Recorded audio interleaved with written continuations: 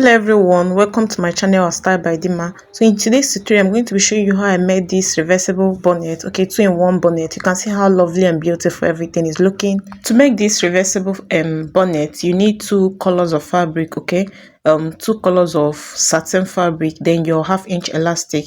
So the first thing you have to do is to go ahead and start with any of the colors. Okay, so I started with the yellow color. So what I did was to fold it into two and fold again. Hence I'm folding into four, just the way we fold while cutting out peplum. Then from that pointed triangular edge, you're going to place it and come down by 14 inches. Okay, I used 14 and it was okay for me. Okay, keep on rotating it to mark your 14. Okay, I'll rotate it and mark my 14 again. I'll also rotate the last time and also mark my 14. Then with your free hand, you're going to be connecting this.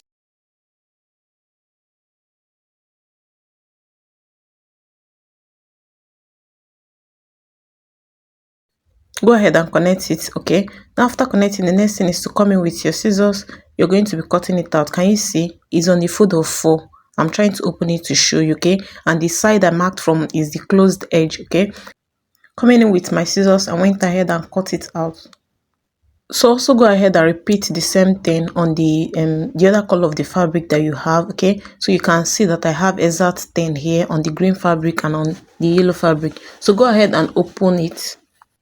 Now what I did was to open one and place the other on top of it. You can see that both of them are of equal sizes, okay, because I used same measurement to cut them out. So what we are going to do now is to first go ahead and stitch all the way around it. But before then, you're going to make a mark, and from that mark you're going to measure out 1.5 inches. Okay, so this 1.5 inches will be left open while you go ahead and stitch all the circumference with 1/2 inch. Okay, you can do well to pin it with your pins because you don't want it to be shifting. So the next thing I did was to come in with my pins and I went around it and pinned it carefully before taking it to my sewing machine. Here I'm done stitching. You can see that I've gone ahead to stitch it with 1/2 inch. Okay, you can see it clear on this green part, and I make sure that I left that 1.5 inches open like I'm showing you. All right, because you're going to be turning it out from there. So go ahead and turn it and give it a nice press. So after turning and pressing this is what I have it looking like. So the next thing I'm going to do now is you're going to take your time, and from the edge you're going to mark out 2 inches. Okay, so take your time and mark 2 inches all the way around it. Take your time.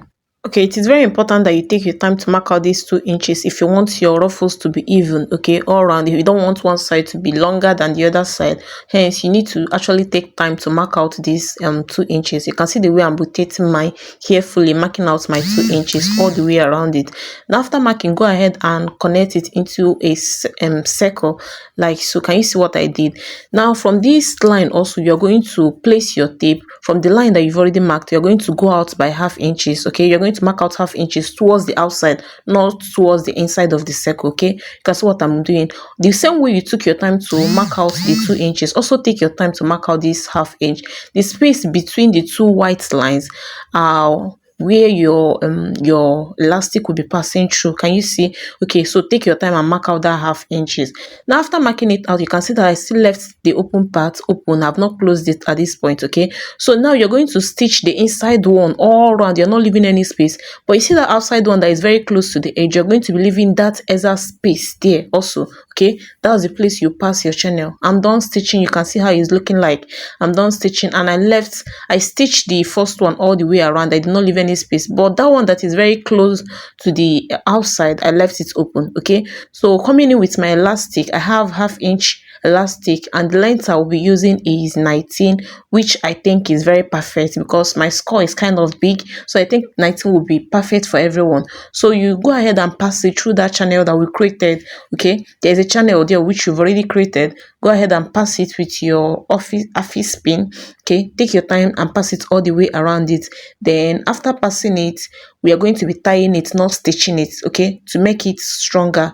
This is me after stitching my own. Can you see? You can see how beautiful everything is looking, the outside one and the inside one. So what I went ahead to do was to draw my elastic, making sure that my ruffles are well arranged, they are evenly distributed. Okay, so if yours is not evenly distributed, go ahead and use your hand and adjust it. In as much as you did not stitch on your elastic, it will be very easy for you to adjust. Okay, so these are the two edges of my elastic. What I'm going to do is I'm going to be tying it. Yes, I'm not stitching it, please.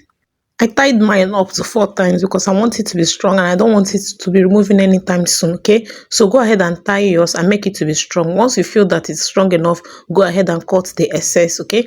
After that, you go ahead and stitch all the open parts. And tala, you have your bonnet looking all nice and good, okay? You can wear the outside one, the green part, and I can also rock the yellow part, okay? So making it look as though I have two separate bonnets, but actually it's just one.